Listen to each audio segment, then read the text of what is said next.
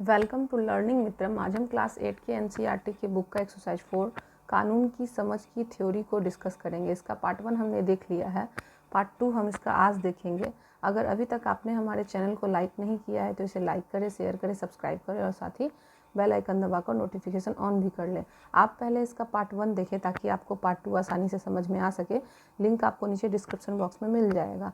इससे पहले जब हमने पार्ट 1 डिस्कस किया था तो हमने घरेलू हिंसा के बारे में जाना था कि घरेलू हिंसा क्या होती है, जहाँ पे मतलब महिलाओं को पीटा जाता है, मारा जाता है, उसे हम घरेलू हिंसा के नाम से जानते हैं। आज हम घरेलू हिंसा के ऊपर पार्ट 2 में बात करेंगे।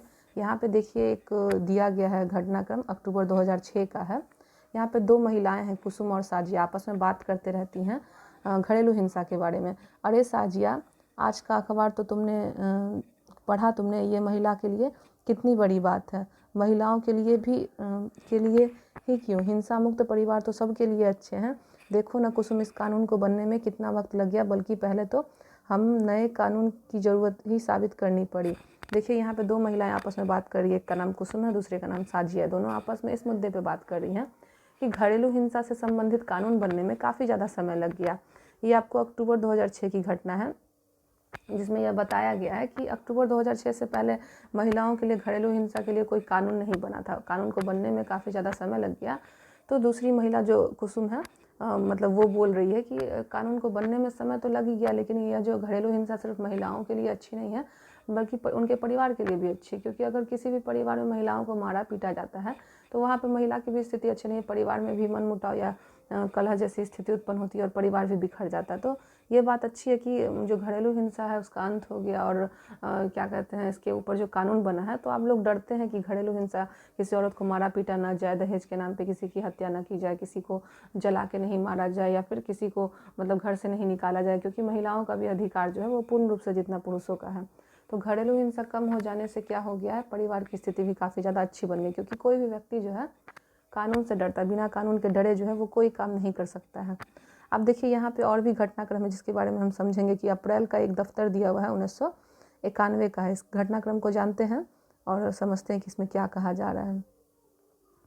यहाँ पे देखिए कुछ महिलाएं हैं आपस में, यहाँ पे जो दो महिला खड़ी हैं आपस में बात कर रही हैं और बता रही हैं कि मुझे सलाह चाहिए कि मेरा आदमी मुझे पीटता है, मैंने अभी तक किसी से यह बात नहीं बताई है, मुझे बड़ी शर्म आती है पर अब बर्दाश्त नहीं होता है, लेकिन मेरे पास कोई चारा भी नहीं है, मैं कहाँ जाऊँ। एक महिला जो है वो कोर्ट कचहरी के चक्कर लगाते हुए एक वकील से बात कर रही है और बता रही है कि मेरा जो पति है वो मुझे मारता पीटता है, लेकिन औरत होने के नाते मैं ये सोचती हूँ कि परिवार की बात है, घर से बाहर ना निकले।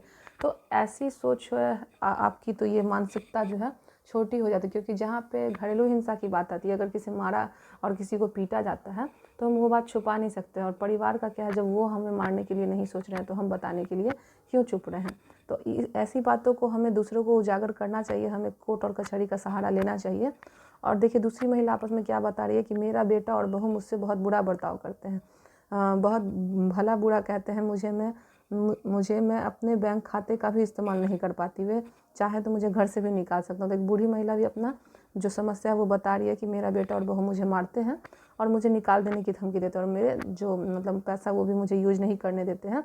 तो उसके आगे मैं पुलिस के पास नहीं जाना चाहती, क्योंकि है तो वो मेरा परिवार ही, मैं तो बस यह चाहती हूँ कि मारपीट बंद हो जाए। और दूसरी महिला, मैं भी बस यही चाहती हूँ कि मुझे मेरे घर से ना निकाला जाए। मतलब ये दोनों महिलाएं आपस में सोचती हैं 1991 का यह घटना है जिसमें कुछ ऐसा कानून बन जाए जिससे परिवार भी ना बिखरे और घरेलू हिंसा भी दूर हो जाए। तो जो वकील साहब है वो बताते हैं कि बदकिस्मती से मौजूदा कानून फौजदारी कानून है। मतलब अभी तक जो 1991 ईस्वी है उसमें हम घरेलू हिंसा के खिलाफ जो है महिलाओं के लिए किसी भी तरीके का कानून नहीं बनाया गया है। और मतलब जो इनकी समस्या है वो फौजदारी कानून के अंतर्गत नहीं आती है, इसीलिए जो है आपकी समस्या का निवारण जो है वो नहीं हो सकेगा।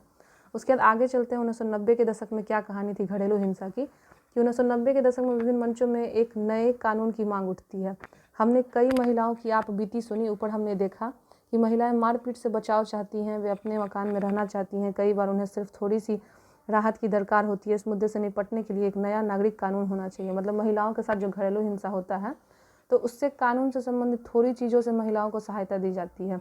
तो ये चीज़ें जो थोड़ी बहुत सहायता दी जाती है, इससे महिलाओं का कैसे भरण पोषण होगा। मान लीजिए कि उनके बच्चे हैं, अगर उनके पति ने घरेलू हिंसा के कानून को छोड़ दिया तो वो अपने बच्चों का लालन पालन कैसे करेगी। ये बहुत सारी ऐसी दिक्कतें हैं जिसे क्या करना चाहिए, कानून के अनुसार सुधार करना चाहिए।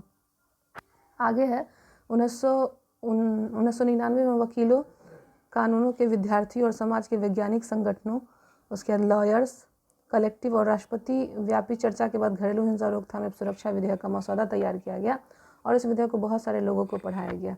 लगातार घरेलू हिंसा की मतलब समस्याओं को देखते हुए जो है अब 1999 ईस्वी में इससे संबंधित कानून बनने लगे। लोग मतलब पहले महिलाएं जागरूक हुई, उसके बाद इससे संबंधित पुरुष भी जागरूक हुए, विद्यार्थी और मतलब जितने भी लॉयर्स कलेक्टिव हैं, राष्ट्रपति हैं, उन लोगों ने भी घरेलू हिंसा की रोकथाम के लिए विधेयक को एक कानून बनाने को कहा, तैयार करने को, क्योंकि विधेयक ही हमारे यहाँ कानून बनाती है। घरेलू हिंसा की परिभाषा में जो है क्या क्या होता है, तो लोग शारीरिक रूप से पीटते हैं, आर्थिक रूप से बला भूरा कहते हैं, यौन और मौखिक व भावनात्मक दुर्व्यवहार को भी शामिल किया जाता है। मतलब महिलाओं को जो है कमज़ोर समझा जाता है, उन्हें जो है शारीरिक प्रताड़ना, आर्थिक प्रताड़ना, यौन और मौखिक गाली गलौज ये सब दिया जाता है। तो साझा घरेलू दायरे में रहने वाली किसी भी महिला को इस कानून के तहत रखा जाना चाहिए, इस मकान से बेदखल से बचाना चाहिए। कि जिस तरीके से महिला और पुरुष जो है एक ही गाड़ी के दो पहिए हैं, जीवन की गाड़ी के दो पहिए, तो दोनों साथ साथ चलते हैं, तो फिर महिलाओं के साथ भेदभाव क्यों किया जाता है। इस तरीके के एग्जाम्पल को लेकर हम समझ सकते हैं कि महिलाओं के साथ जो भी जाति होती है उसको कैसे दूर कर सकते हैं।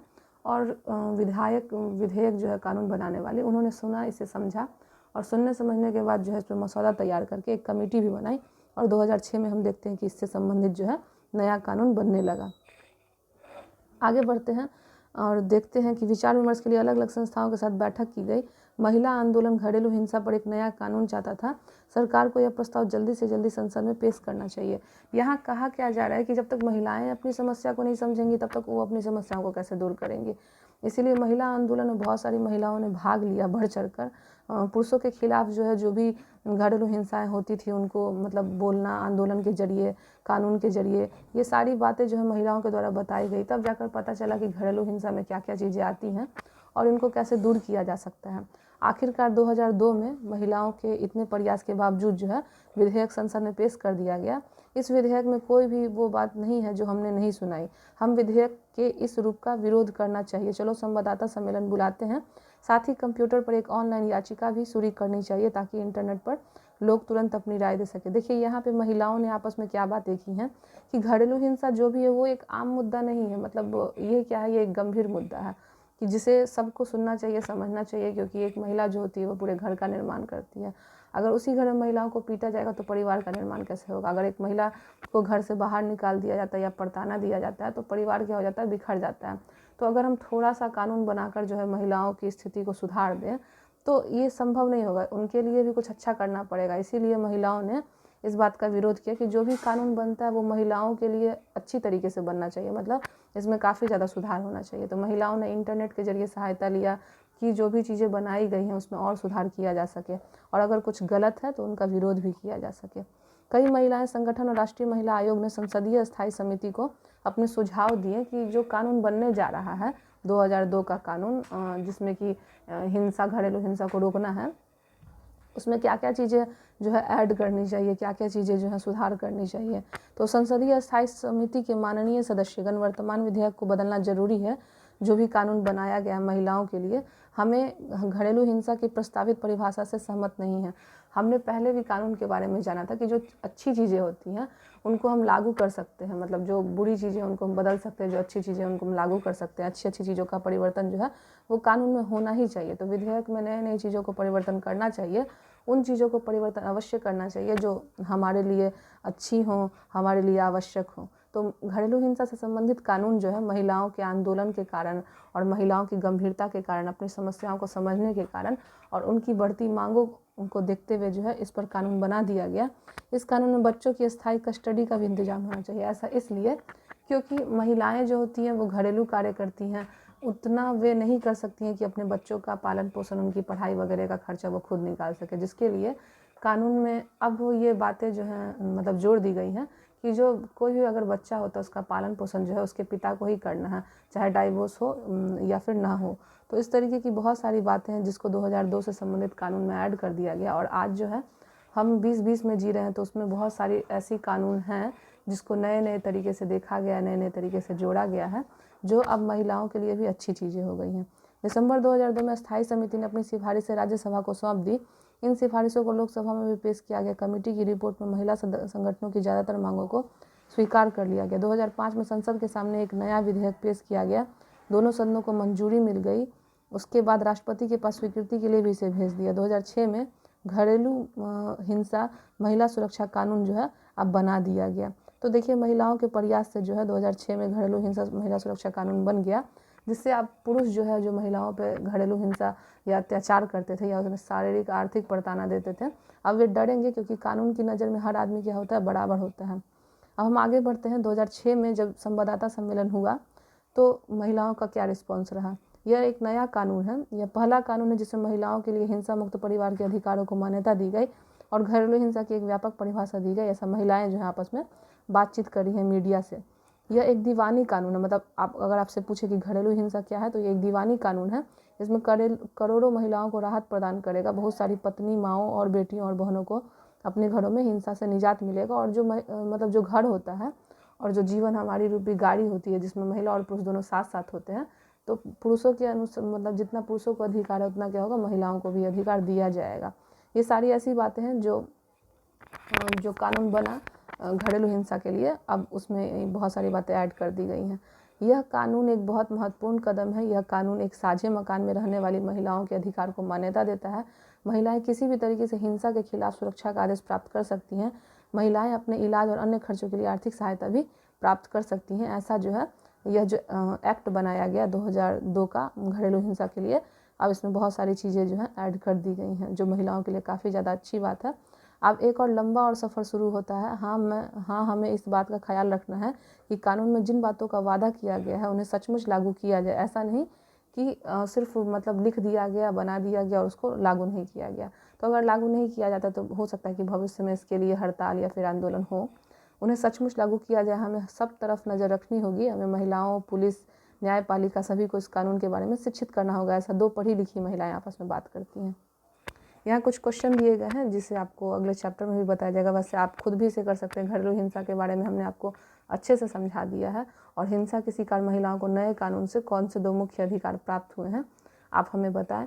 क्या आप एक ऐसी प्रक्रिया बता सकते हैं जिसका इस्तेमाल इस कानून की ज़रूरत के बारे में लोगों को अवगत कराने के लिए किया जा सकता है। मतलब महिलाओं को जागरूक करने के लिए आप मीडिया का सहारा ले सकते हैं, न्यूज़पेपर का सहारा ले सकते हैं, ये सारी चीज़ें। उपरोक्त चित्रकथा पढ़कर बताइए कि लोगों ने कौन से 2 तरीके से संसद पर दबाव बनाया होगा। ये आप खुद भी सोचें और हमें बताएं। अगर मतलब नहीं हो पाता है तो हम इसे अगले वीडियो में डिस्कस करेंगे। यहाँ पे देखिए, जिन औरतों के साथ हिंसा या दुराचार होता है उन्हें आमतौर पर पीड़ित माना जाता है। तो पीड़ित अगर हम कोई शब्द बोलते हैं तो लगता है कि जैसे हम मतलब दया की भावना दिखा रहे हैं। तो इस पीड़ित शब्द को हटाकर जो है इन हालात से उबरने के लिए औरत तरह तरह से संघर्ष करती है, इसलिए उन्हें पीड़ित न कह के सर्वाइवर कहना चाहिए। इस अंग्रेजी शब्द से जो बचा रहे हैं, बराबरी के रिश्ते से हिंसा मुक्त, क्योंकि अगर बराबरी होगा तो कहीं पे भी जो है हिंसा नहीं होगी और जहाँ भी ऊपर नीचे का भेदभाव होगा वहाँ पे तो हिंसा होना तय है। आगे देखते हैं। इस उदाहरण से साफ हो जाता है कि नागरिकों की भूमिका कानून बनाने में कितनी अहम है। वे जनता की चिंताओं को कानून के दायरे में लाने के लिए संसद की मदद कर सकते हैं। इस प्रक्रिया के हर चरण में नागरिकों की आवाज़ बहुत मायने रखती है। यह आवाज़ टेलीविज़न रिपोर्ट, अखबार और संपादकीय, रेडियो प्रसारण और आम सभाओं के जरिए सुनी और व्यक्त की जाती है। इन सारे संचार माध्यमों के जरिए संसद का काम ठोस और पारदर्शी तरीके से होना वो जनता के सामने आता है, क्योंकि वैसे भी हमारा देश क्या है, तो लोकतांत्रिक देश है। यहाँ पे हर बातों को जो है कानून के जरिए जो है और उसका सहारा लेकर मीडिया के भी जरिए जो है वो बताया जा सकता है, क्योंकि मीडिया भी जो है सरकार का चौथा अंग है। अलोकप्रिय और विवादास्पद कानून। आइए अब एक और स्थिति पर विचार करें। कई बार संसद एक ऐसा कानून पारित कर देती है जो बेहद अलोकप्रिय होता है और ऐसा कानून संवैधानिक रूप से वैध होने के कारण कानून सही हो जाता है, फिर भी लोगों को रास नहीं आता है। चलिए हम इसे समझते हैं कि पहले यहाँ कहा क्या जा रहा है। जैसे कि मान लीजिए कभी कभी ऐसी स्थिति हो जाती है कि विधेयक ने कोई कानून बनाया, वो हमारे लिए जो है ना कानून अच्छा नहीं है। मतलब हम ऐसा समझते हैं विधेयक अगर कोई भी कानून बनाता है तो उस पर विचार विमर्श करके ही कानून बनाता है। तो यहाँ पे कहा जा रहा है कि मान लीजिए कि भारत में एक विधेयक मतलब के द्वारा जो है बनाया गया एक कानून, जैसे कि आपने देखा होगा कि बहुत सारे लोग जो रोड पर सामान बेचते हैं, फेरी वाले, ये सब जो होगा, तो रोड पर जो फुटपाथ बनाया जाता है वहाँ पे ये लोग सामान बेचते हैं। तो ऐसे सरकारी कानून के अनुसार जो है सार्वजनिक स्थानों पे हम सामान नहीं बेच सकते हैं, ये कानून के खिलाफ है। इसीलिए विधेयक ने कानून बनाकर क्या किया, उनको हटवा दिया। लेकिन अगर हम दूसरी तरफ सोचें तो वो बेचारे गरीब कहाँ से अपना सामान बेचेंगे और कहाँ से अपना भरण पोषण करेंगे। तो अगर कानून बना दिया गया कि आप सार्वजनिक स्थलों पर सामान न बेचें, तो उनका जो भी मतलब काम धंधा वो क्या हो जाएगा, एक समय के लिए रुक जाएगा। तो इसका विरोध होना स्वाभाविक है। लेकिन अगर कानून की दृष्टि से बात की जाए तो सार्वजनिक स्थानों पर हम सामान जो है वो नहीं बेच सकते हैं। तो इसके लिए सरकार को क्या करना पड़ेगा, सरकार को इसमें सुधार करना पड़ेगा अच्छी तरीके से, क्योंकि अगर हम सुधार नहीं करते हैं तो क्या हो जाएगा कि एक तरफ जो है कानून के लिए भी विरोध होना शुरू हो जाएगा, और ऐसा होता भी है, बहुत बार ऐसा देखा भी गया है। तो मतलब इसमें सरकार को क्या करना चाहिए कि अगर कानून वो बना रही है तो उन लोगों के लिए भी ऐसा कुछ करना चाहिए जिससे उनकी स्थिति जो है वो ठीक हो जाए। यहाँ पे एक रोजा पार्क्स की कहानी दी हुई है। यह जो कहानी है देखिए, मतलब वो हम इसको पढ़ते हैं उसके समझेंगे। जैसा कि आपने कानून के शासन पर केंद्रित पिछले भाग में पढ़ा है, भारतीय राष्ट्रवादी खेमा अंग्रेजों द्वारा थोपे जा रहे मनमाने और दमनकारी कानूनों का विरोध व उनकी आलोचना करता है। इतिहास में हमें ऐसे बहुत सारे लोग और समुदाय दिखाई देते हैं जिन्होंने अन्यायपूर्ण कानूनों को ख़त्म करने के लिए संघर्ष किए हैं। हमने चैप्टर पढ़ा है, आपने भी जाना है कि साउथ अफ्रीका में किस तरीके से नेल्सन मंडेला ने श्वेत और अश्वेतों के बीच जो मतलब भावनाएं थी उनको दूर किया। उसी से संबंधित और भी कहानी है कि अंग्रेज़ों ने भी हमारे भारतीयों को भी तो बहुत ज़्यादा श्वेत और अश्वेत के मामले में नीचा दिखाया। तो ऐसी जब भी मानसिकता पैदा होती है तो उसे दूर करने के लिए कोई ना कोई व्यक्ति ज़रूर होता है। हमारे यहाँ महात्मा गांधी, साउथ अफ्रीका में नेल्सन मंडेला। उसके अलावा जो है यह जो घटना है आपकी कक्षा 7 की पुस्तक में भी दी गई थी कि रोजा पार्क्स नामक एक अफ्रीकी अमेरिकी महिला है, और 1 दिसंबर 1955 ईस्वी को उन्होंने एक श्वेत व्यक्ति के लिए बस में अपनी सीट छोड़ने से इनकार कर दिया, क्योंकि हर जगह श्वेत लोगों को ही ज़्यादा वैल्यू दिया जाता है, और उनके लिए जो है मतलब जो काम वो पहले करेंगे उसके बाद जो भी बचेगा वो अश्वेत लोग करेंगे। तो रोजा पार्क्स ने अपना सीट छोड़ने से इनकार कर दिया श्वेत व्यक्ति के लिए, और वह श्वेत और अश्वेत का विरोध करती हैं, उस कानून का विरोध कर रही हैं जो सभी सार्वजनिक स्थानों पर श्वेत और श्वेत नागरिक अफ्रीकी अमेरिकी नागरिकों के लिए अलग अलग दायरे तय करता था। अफ्रीका और अमेरिका में जो है श्वेत लोगों को ज़्यादा मान्यता दी जाती थी, अश्वेत लोगों को कम दी जाती थी। इसी का विरोध जो है रोजा पार्क्स ने किया, और आज आप क्या देखते हैं कि 1964 में नागरिक कानून उनके द्वारा जो है पारित किया गया, उनके इस घटनाक्रम के कारण। इन कानून के जरिए संयुक्त राज्य अमेरिका में नस्ल, धर्म और राष्ट्रता के आधार पर किसी भी तरीके का भेदभाव जो है वो गैर कानूनी घोषित कर दिया। अगर कोई ऐसा करता है तो उसके खिलाफ जो है वो कार्रवाई होगी। हमने ये पढ़ लिया और ये जान भी लिया। देखिए यहाँ पे कुछ पिक्चर भी दिए गए हैं, जैसे कि किसी भी चीज़ का विरोध करने के लिए सरकार का कोई भी कानून होता है या सरकार जो जनता के मुताबिक काम नहीं करती है तो हड़ताल के माध्यम से वो लोग क्या करते हैं, इसका विरोध करते हैं। ऊपर भी कुछ तस्वीर दी गई है, कुछ अन्यायपूर्ण कानून होते हैं जिसका विरोध जो है वो जनता हमेशा करते रहती है। तो चलिए अब जो यह वीडियो है यह समाप्त हुआ। अगर आपको यह वीडियो अच्छा लगा हो तो आप इसे लाइक करें, कमेंट करें, शेयर करें, सब्सक्राइब करें और साथ ही बेल आइकन दबाकर नोटिफिकेशन ऑन भी कर लें। इसे अपने दोस्तों में अधिक से अधिक शेयर करें। मिलते हैं अपने नेक्स्ट वीडियो में इस चैप्टर के क्वेश्चन आंसर के साथ। Thank you.